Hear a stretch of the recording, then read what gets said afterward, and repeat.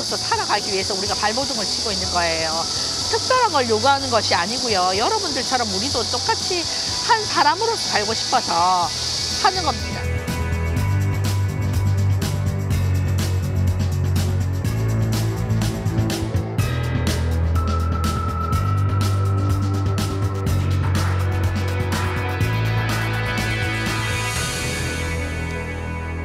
안녕하십니까.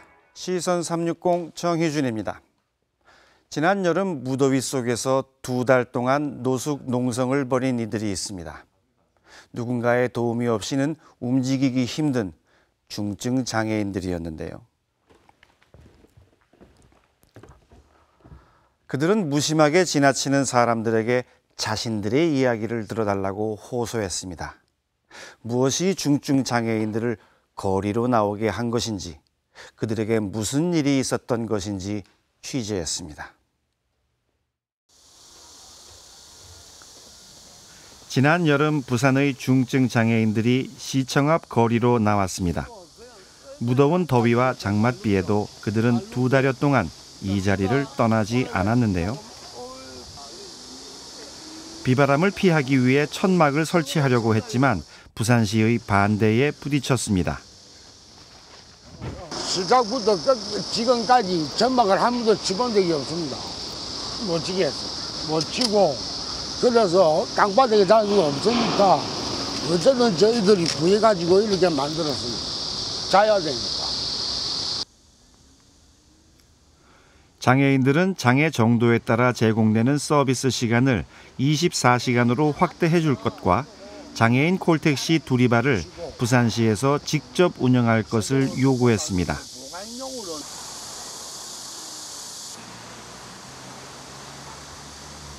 활동부들 사실 생명권입니다. 정말 이 생명권과 생명권을 더 이상 물러서서 없는 우리의 요구죠. 그 요구를 또 한 번 물러서라면 이건 죽음으로 볼 수밖에 없죠. 그렇기 때문에 저희들 더 이상 물러설 수도 없고 더 이상 다른 걸 선택할 수도 없는 상황입니다. 생명권을 위한 물러설 수 없는 싸움. 이들은 왜 여기까지 오게 된 것일까요? 2년 전 새벽에 발생한 화재로 중증 장애인이 목숨을 잃는 사고가 있었습니다. 활동 보조인이 퇴근한 뒤 김주영 씨 혼자 있다 일어난 일입니다. 잘 자요 이러면서 웃으면서 헤어졌는데 새벽에 갑자기 이제 사고가 났다고 이런 연락을 받아서 당황스러웠고 그때까진 꿈이었는 줄 알았고. 올해 4월에도 혼자 있던 장애인 송국현 씨 집에 화재가 났습니다. 송 씨는 급히 병원으로 옮겨졌지만 사흘 만에 세상을 떠났습니다. 전국에서 온 400여 명의 장애인들이 지켜보는 가운데 송국현 씨의 장례가 엄수됐습니다. 그의 죽음은 또 한 번 전국의 장애인들에게 큰 상처와 두려움을 안겨주었습니다. 꽁꽁 묶여버린 이제 우리 눈을 거두고 스스처럼 일어나 세상을 풀어요. 미만을 묶은 우리들을 묶어버린 결박당한 날개에 새사슬을 풀어요.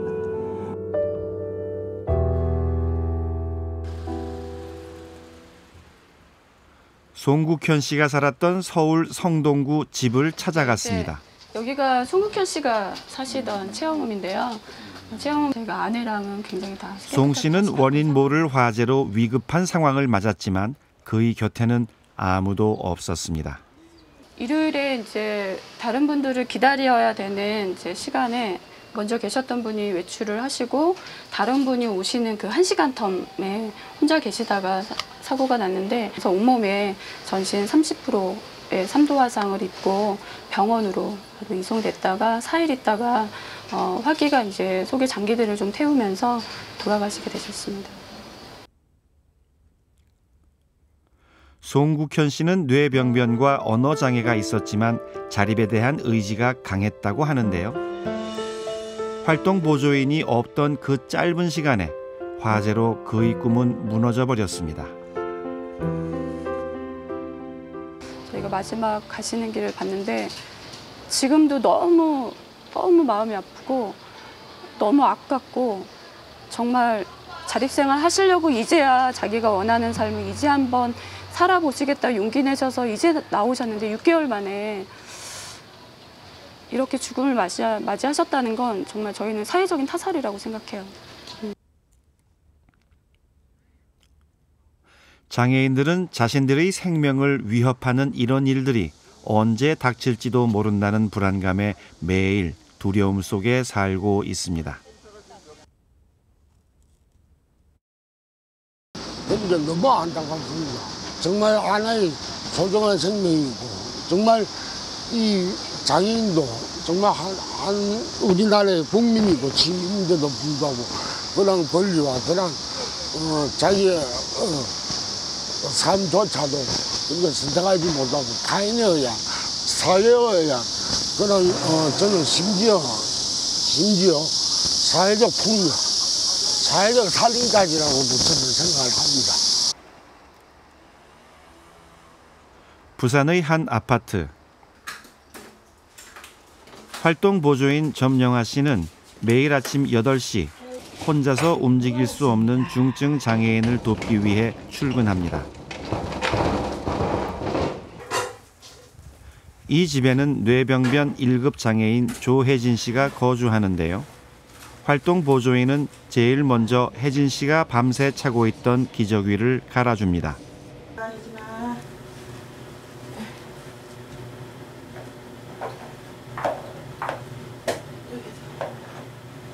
먼저 오면요 방장을 치우고 먼저 일단 기저귀를 봐요. 저기 기저귀를 보는데 기저귀를 밤새 하고 있으면 여름에는 엉덩이에 땀띠가 나서 그게 최고 싫다 그래요. 우리가 이모하고는 막 잠시 떨어져 있어 괜찮은데 얼마나 깝깝해요. 혼자서 몸을 가눌 수 없는 혜진 씨는 활동 보조 서비스 없이는 스스로 아무것도 할 수 없는 중증 장애인입니다. 다 들고 와.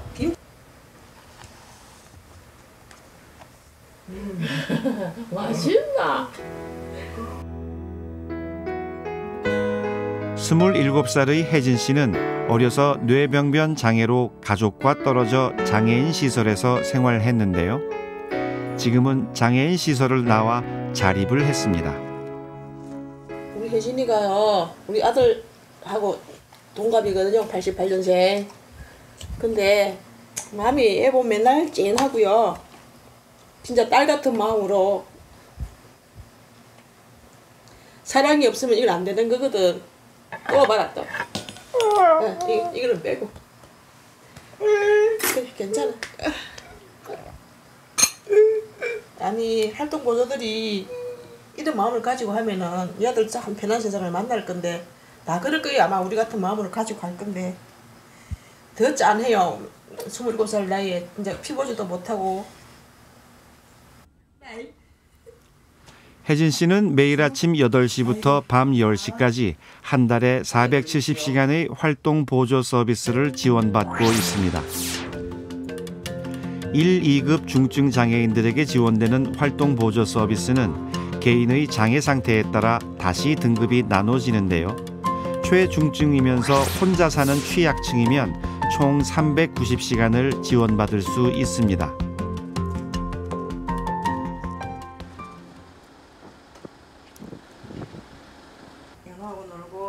혜진 씨는 최중증이면서 혼자 살고 있는데요. 그래서 국비에 시비까지 모두 470시간의 서비스를 받고 있지만 활동 보조인이 돌아가는 밤 10시부터는 혼자 있어야 합니다. 저도 불안하죠. 기저귀도 차야 되죠. 밤에 무쓸까봐 도둑 들어올까봐 잠궈야 되죠. 물 한번 먹고 싶어도 우리 없으니 물 못 먹죠.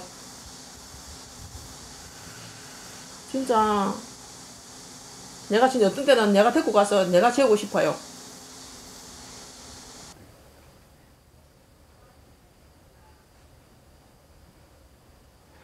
매일 밤 불안감을 느끼며 혼자 있어야 하는 현실.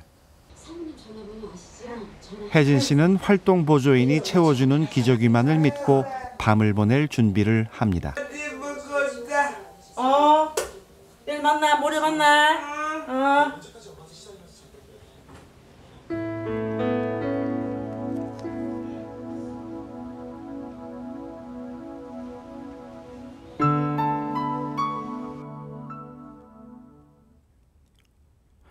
늦은 밤 서울의 한 아파트. 뇌병변 장애 1급인 박인천 씨가 잠자리에 들 준비를 합니다. 혼자 움직이기 힘든 그의 곁에는 활동 보조인이 하루 24시간 도와주고 있습니다. 대변은 누구나 소변은 변기에 앉을 수조차 없거든요. 몸이 한쪽으로 찌그러져서 저 같은 사람한테는 꼭 24시간 활동 보조가 필요하다고 생각합니다. 아이고. 국비와 시비 지원 외에 올해 1월부터 구에서 추가 지원을 받게 되면서 3명의 활동 보조인으로부터 24시간 동안 서비스를 받고 있습니다. 밤사이 활동 보조인은 그의 신변 처리를 돕습니다. 만약에 내가 지금 퇴근했다고 생각해보세요. 그럼 저 자세로 아침까지 있어야 해. 만약에 저래갖고 대변을 보잖아요. 저렇게 뭉개고 있는 거야. 아침까지. 그럼 이제 제가 퇴근할 때는 소변줄을 이제 채워놓고 가는데 대변 같은 거 어쩔 수가 없어요. 그럼 뒤에서 이제 그냥 그렇게 뭉개갖고 있는 거죠. 활동 보조인이 밤 10시 이후에도 있게 되면서 박인천 씨는 두려움이 많이 줄었다고 하는데요. 이렇게 활동 보조 서비스가 24시간 지원되는 곳은 서울 5개 구와 전남 등이고 대구와 인천에서도 계획을 하고 있습니다. 24시간 활동 보조 서비스에 대한 부산시 입장은 무엇일까? 저희 시 같은 경우에는 사실은 이제 기초노령연금이라든지 노인 인구 비율이 워낙 높다 보니까 이런 그 국고사업 매칭 비율에 따른 시비 부담액이 워낙 지금 좀 재원 부담이 큰 그런 상황이기 때문에 추가로 우리 시 자체에서 장애인 활동 보조를 이렇게 이제 현 상태에서 확대하기는 조금 어려운 부분이 있고 그렇지만 꼭 또 그 부분에서도 24시간이 필요한 분이 있다 그러면 정확하게 내년에 실태 조사를 해서 지원을 하는 방안으로 검토를 하고 있습니다.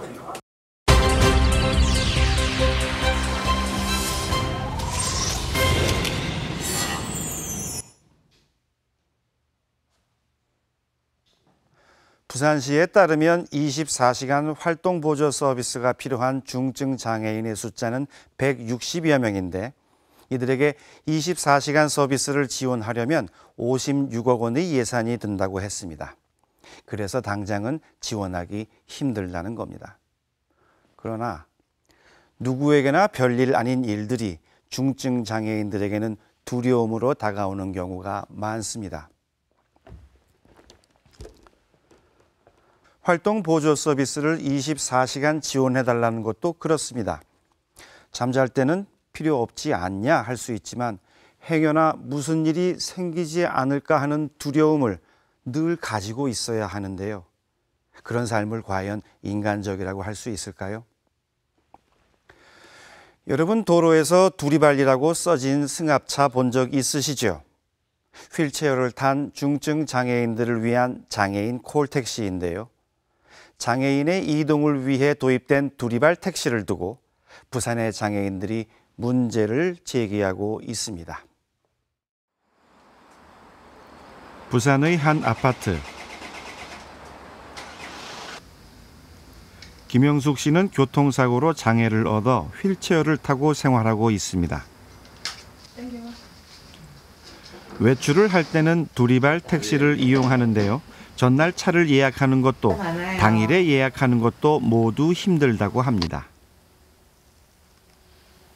내가 만일에 내일 쓴다 하며 오늘 전날에 이용을 하는데 이제 두리발을 신청하며 어제 같은 경우는 제가 8시부터 8시 반까지 했었거든요. 그러니까 무려 통화를 174번이나 했어요. 그래 이제 30분 넘으면 내가 콜센터 연락이 돼도 내가 원하는 시간은 없어요. 재활 훈련을 가는 날, 김영숙 씨는 이번에도 어렵게 차를 예약했습니다. 휠체어에 앉은 채로 차에 오르는데요. 움직이지 않도록 고정을 합니다. 운행 중에도 마음은 편치 않습니다. 커브를 돌면 그 충격이 크게 느껴집니다. 어떠신 분들은 그냥 내가 몸이 쏠리더라도 그런 거 생각지도 않았고 망고 안에 기사님들 했어요. 그게 저기를 제일 감당이 없었고 저는 손이 안 되기 때문에 어떻게 잡을 수는 없거든요. 김영숙 씨처럼 두리발을 이용하면서 민원을 제기한 사람은 많은데요. 운전기사가 무시하며 욕설을 퍼부었다는 글부터 난폭한 운전 때문에 무서웠다는 글까지 불만 내용은 상당히 구체적이었습니다.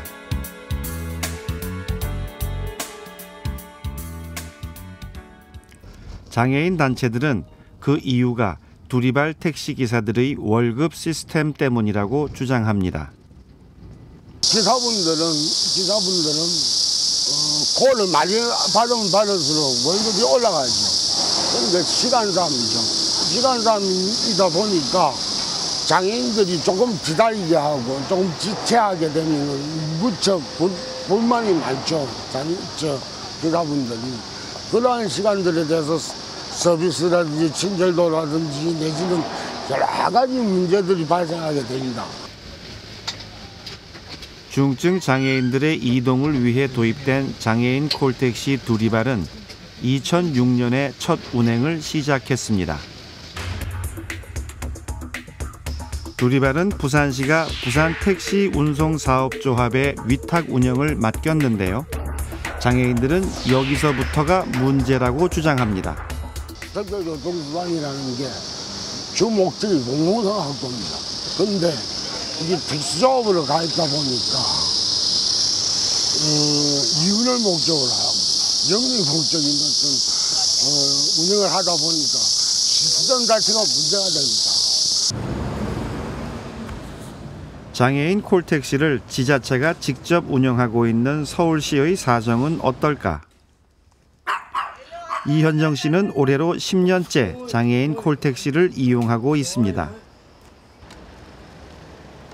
현정 씨는 일주일에 4번 정도 차를 부르는데요.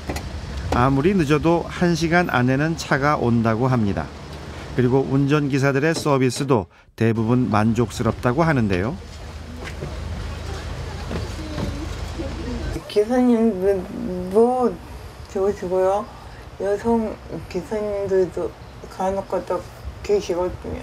그러면 여성 기사님들은 꼭 엄마 같으시고 꼭 남편 기사님들은 꼭 아빠같이 이렇게 잘 해주시고 불편한 거 물어보고 부산과 서울의 장애인 콜택시를 비교해보면 부산은 위탁 운영인데 반해 서울은 직영을 하고 있고 또 법적으로 장애인 200명당 차량 한 대를 운행해야 하는데 그 기준으로 보면 부산은 70여 대가 부족한 실정입니다. 더 큰 차이는 요금에 있습니다. 서울은 기본 요금이 1,500원인데요. 아무리 멀리 가도 도시철도 요금의 3배를 초과할 수 없습니다. 저희 집에서 김포공항 인천공항까지 가는데 5,000원 나와요. 그렇게 네. 근데 톨게이트비가 더 비싸요. 부산과 서울의 장애인 콜택시 요금을 비교해 봤는데요. 5km까지 적용되는 기본 요금은 300원 차이가 났습니다. 5km부터 10km까지를 계산하면 부산이 조금 저렴합니다. 그런데 10km 이상을 가면 가격은 부산이 훨씬 비싸지는데요. 여기에 부산은 할증도 붙습니다.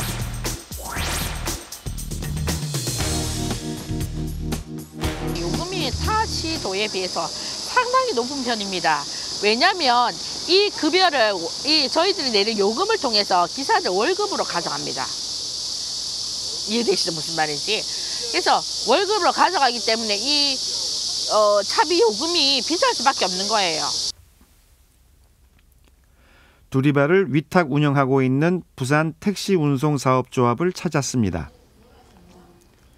장애인들이 제기한 차량 예약, 운행 서비스, 그리고 요금에 대한 민원을 어떻게 처리하고 있는지 물었습니다.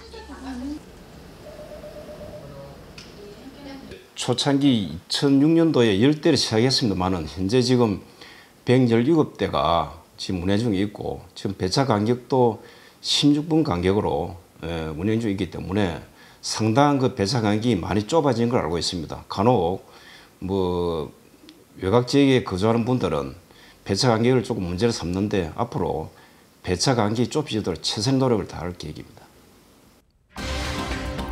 왜 부산의 장애인 콜택시 요금이 더 비싼 걸까?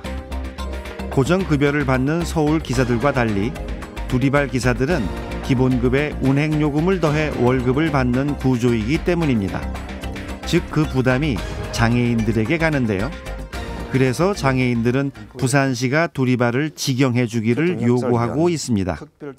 하지만 내년 9월까지는 위탁 계약이 된 상태인데요.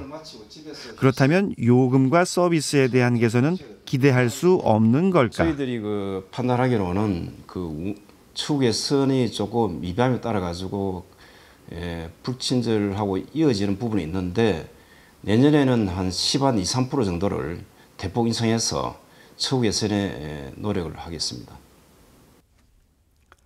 전문가는 지금의 문제를 해결하기 위해서는 두리발이 장애인의 이동수단에 대한 서비스인 만큼 공공성이 확보돼야 한다고 설명했습니다. 공공기관에서 운영을 하게 되면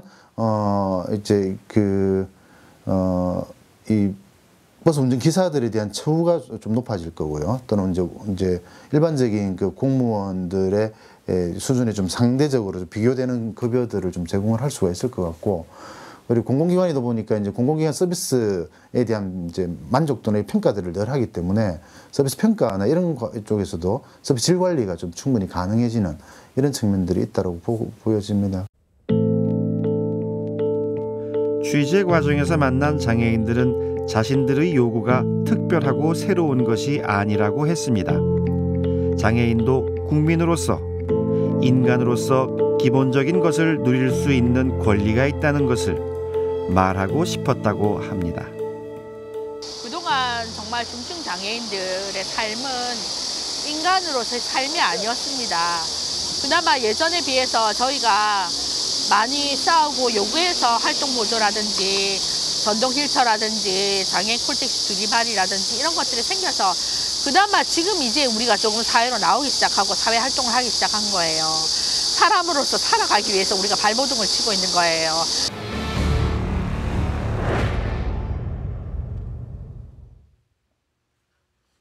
현재 장애인들이 벌인 2달여간의 농성은 끝이 났습니다.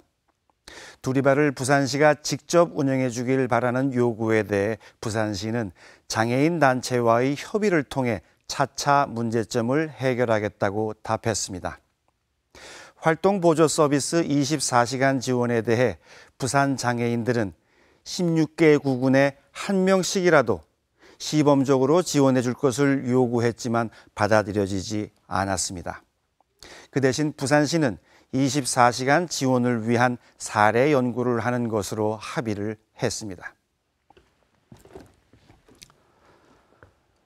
인간이라면 누구나 당연히 누려야 하는 기본적인 권리들을 위해 장애인들은 힘겨운 싸움을 벌여왔습니다. 그러나 그들의 요구가 받아들여지기엔 아직 상당한 시간이 걸릴 것으로 보이는데요.